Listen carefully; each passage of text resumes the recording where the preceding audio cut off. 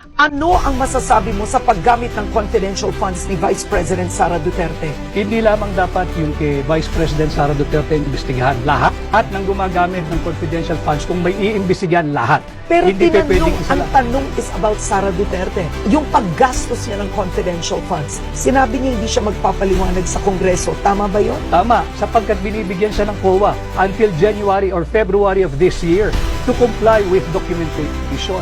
Yung notice of disallowance, Karen, ito'y malaking kasinungalingan. Ang notice of disallowance ay hindi kasong kriminal. Hindi yun finding of guilt. Yun ay para remedyohan mo yung mga kulang na dokumentong pinapasumiti sa'yo.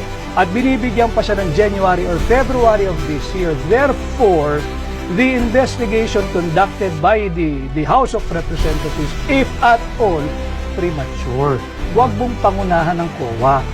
Constitutional duty ng COA yan. Article 9, Paragraph D, Section 3. So, attorney, naniniwala kang walang maling paggamit si Vice President Sara Duterte sa confidential funds? Hindi pa dapat husgahan dahil meron pa siyang period to comply.